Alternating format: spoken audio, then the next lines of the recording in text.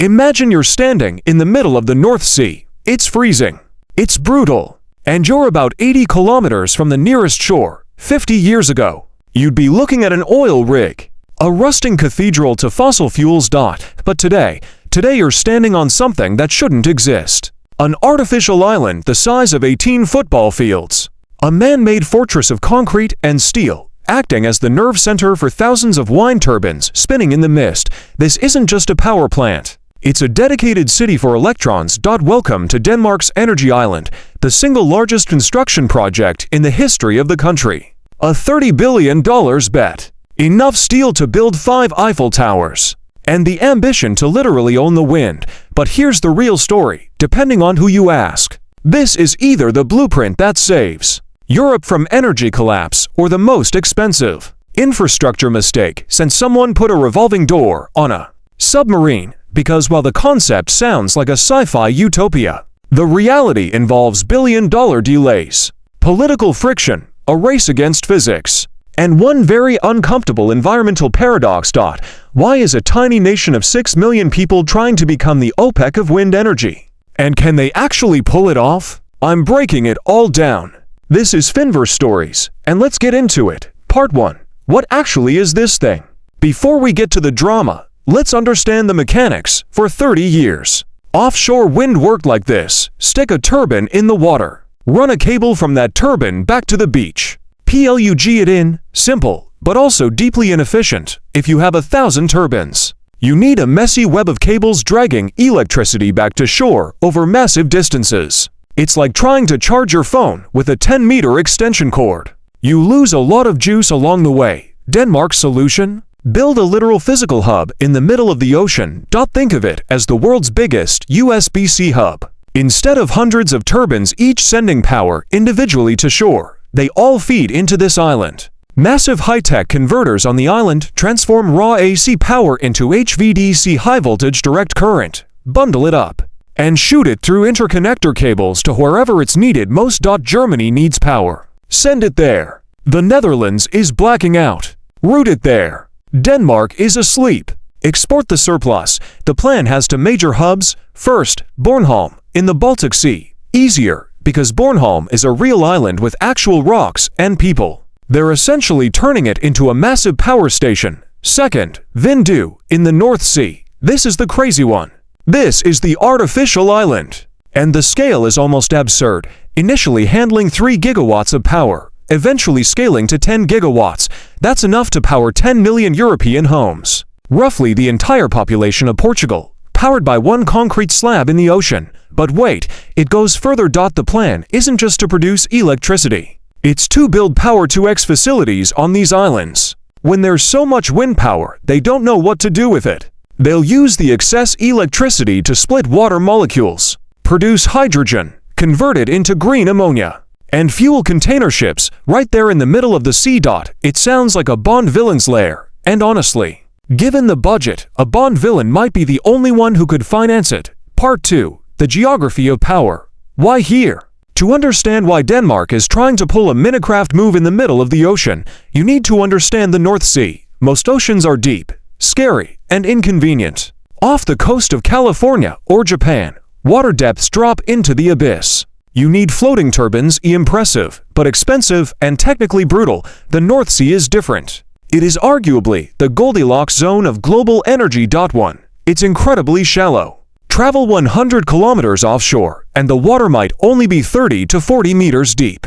You can drive steel piles directly into the seabed. Cheaper and far more stable. 2. The wind is relentless. The North Sea funnels low-pressure systems sweeping across the Atlantic. It's one of the windiest places on Earth, in energy terms. It's like finding a river that flows with rocket fuel instead of water. Denmark controls a massive chunk of this prime real estate, but there's a catch. The best wind is far from shore. The old wind farms were built close to the coast because it was easy. But nearshore wind is turbulent, and rich people complain the turbines ruin the view from their summer houses. To get the really powerful, consistent, high-velocity wind that can power heavy industry, you go 80, 100, 150 kilometers out. At that distance, physics starts fighting you. Standard AC cables lose a significant percentage of power just pushing electricity through the wire. It's like drinking a milkshake through a 50-foot straw. You burn more energy sucking than you actually consume.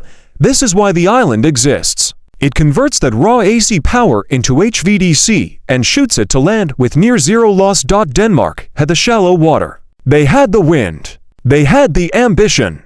The question was always, can they afford it? Part 3. The Money Pit.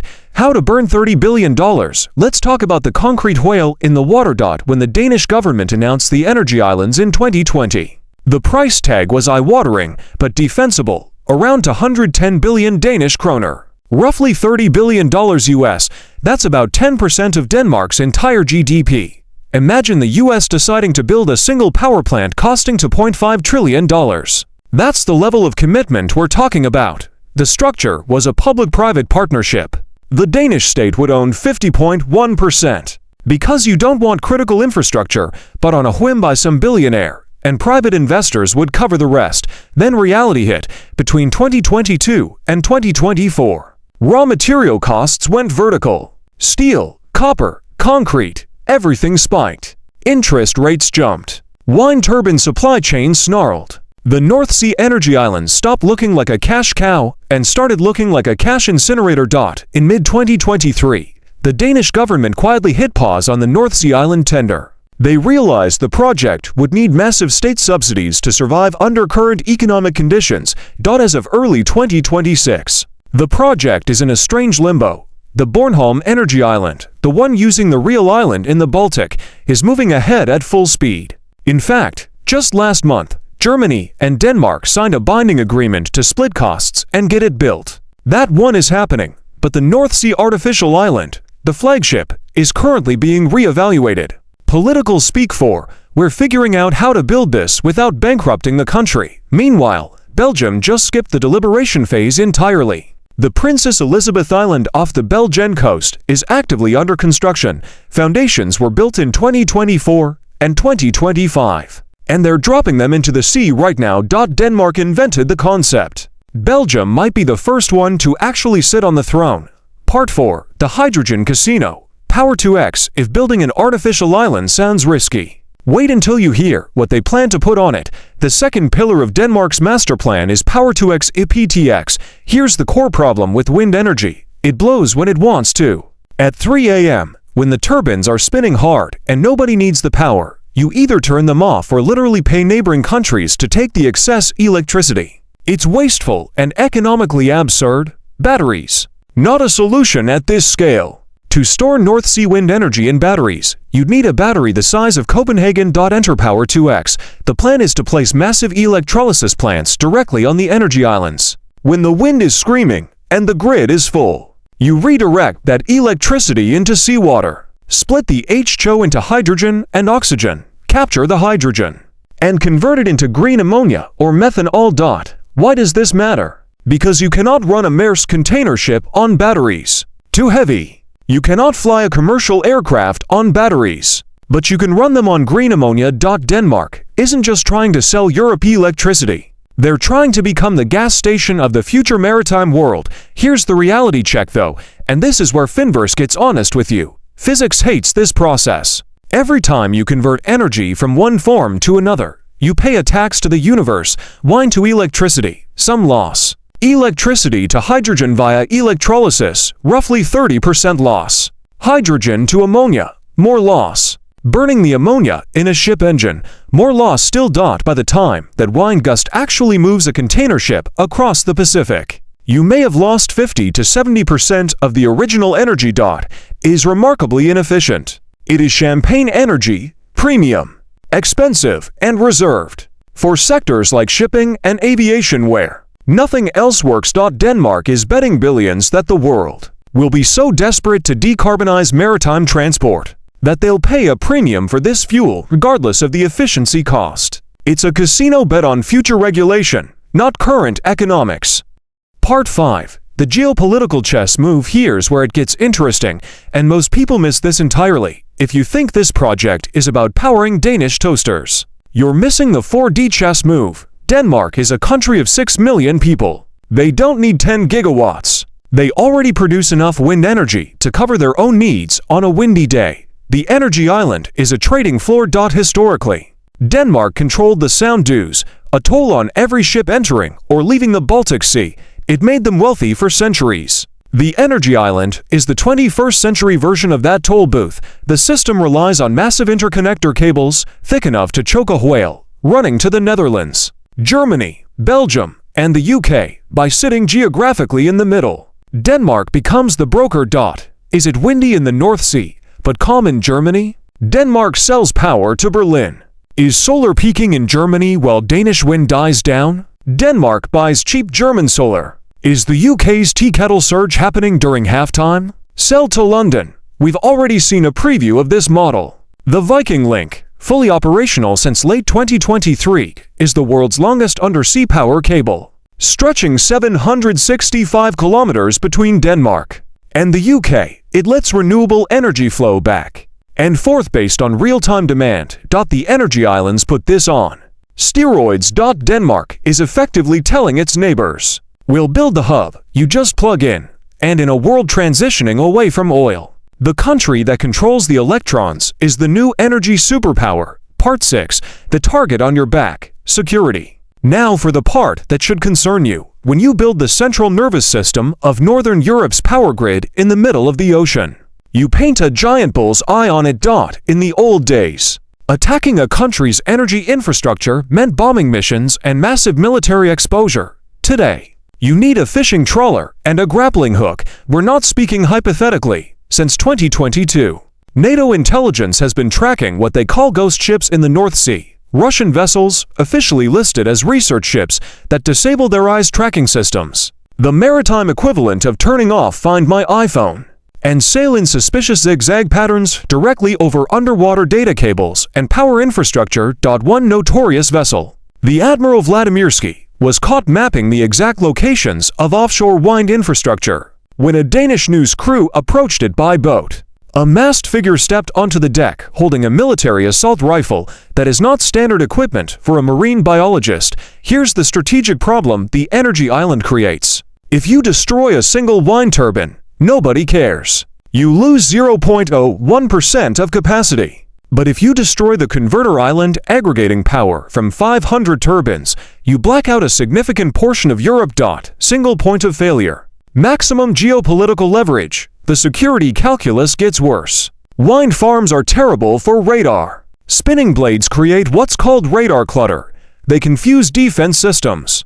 A swarm of drones or low-flying missiles could theoretically hide within a wind farm's radar shadow, approaching undetected. Denmark isn't just building a power plant. They're building a fortress. Discussions are already underway about equipping these islands with drone surveillance systems, sonar for submarine detection, and potentially permanent naval presence. Green energy, it turns out, comes with a very real security price tag.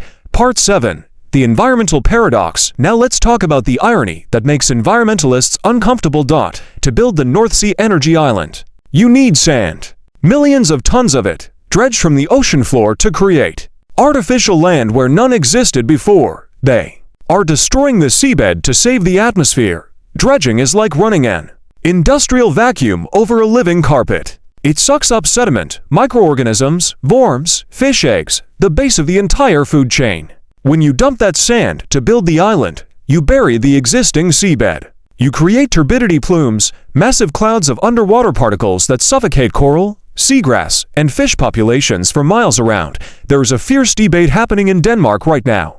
Marine biologists are pointing out that the North Sea is already one of the most industrialized, trafficked, and environmentally stressed bodies of water on Earth, adding, a concrete megastructure the size of 18 football fields is not exactly healing it. Engineers counter that eventually the rock foundations will function as an artificial reef, attracting marine life. Critics call this the broken window fallacy of ecology. We smash the ecosystem, but the mussels growing on the ruins are lovely. It raises an uncomfortable but necessary question.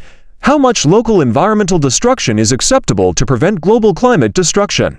Denmark has decided the answer is quite a lot. Part 8. The coalition friends with shared interests. Denmark isn't doing this alone because they can't. In 2022, the leaders of Denmark, Germany, Belgium, and the Netherlands met in the Danish port city of Esbjerg and signed a pact to transform the North Sea into the green power plant of Europe. Their target, 150 gigawatts of offshore wind by 2050, enough to power 150 million European households, roughly half the continent. This shifts the entire model. Instead of every country building their own cables to their own shores, they're building a shared mesh grid. When the wind blows in the German sector, power flows to the Danish hub. When the Danish hub is overloaded, it routes to the Dutch hub. It is, effectively, the Internet of Electricity. And Denmark, sitting geographically at the center, becomes the server room. But this alliance has a sharp edge. The UK is building Dogger Bank, the world's largest single offshore wind farm, just across the water. Norway is eyeing the situation with its hydropower reserves. The race isn't just about who generates the most power. It's about who controls the switch. By building the physical hubs. Denmark is betting that the Internet of Energy will always run through their router. Part 9. The reality check. Will IT actually happen? Alright, we've built this up. Now let's be direct. There's a very real possibility that the artificial North Sea island, the concrete one, the flagship, never gets built. Here's why. Money. By 2024 and 2025. Inflation on raw materials made the sand island concept so expensive that the Danish government had to pause the entire tender process. Dumping millions of tons of sand into 30-meter deep water is, financially speaking, increasingly difficult to justify. So as we move through 2026, the project is pivoting. The function remains a massive hub to collect, convert, and distribute power. But the form is changing. Instead of a sci-fi island with a heliport and visitor center, it will likely become a series of large steel platforms on stilts, less photogenic, significantly cheaper, possibly more honest. The Bornholm Island in the Baltic is secure. It's built on real rock, and Germany just signed on. But the North Sea project is teaching us a brutal lesson in green economics. Physics is easy. Finance is hard. The dream of a green Atlantis might be replaced by a green oil rig. It does the exact same job. It just doesn't look as good on a tourism brochure, and that might actually be the point. The future of energy doesn't require beautiful utopian architecture. It requires ugly, functional industrial machinery that keeps the lights on without melting the ice caps. Closing. Finverse takes. So is Denmark the new energy king? Yes, but not because they're building a pile of sand. They're leading because they were the first ones bold enough to say, the ocean isn't just a place to fish or drill for oil. It is a power plant waiting to be switched on. The Energy Island project, whether it ends up as concrete, steel, or a fleet of floating platforms, is the blueprint for 21st century energy infrastructure. It acknowledges that the old model of burning fossil fuels is finished, and that the new model, harvesting weather at scale, demands infrastructure we've never attempted before. It is risky. It is astronomically expensive. It is a security nightmare. It disrupts marine ecosystems. And it is, by almost every analysis, absolutely necessary. Denmark is betting the house, literally, that the wind will keep blowing. For the rest of us, we better hope they're right. Because the alternative is considerably darker. If you want to understand how Norway is positioning itself as the battery of Europe to complement and compete with Denmark's wine strategy, that video is coming. Make sure you're subscribed to Finverse Stories so you don't miss it. See you in the next one.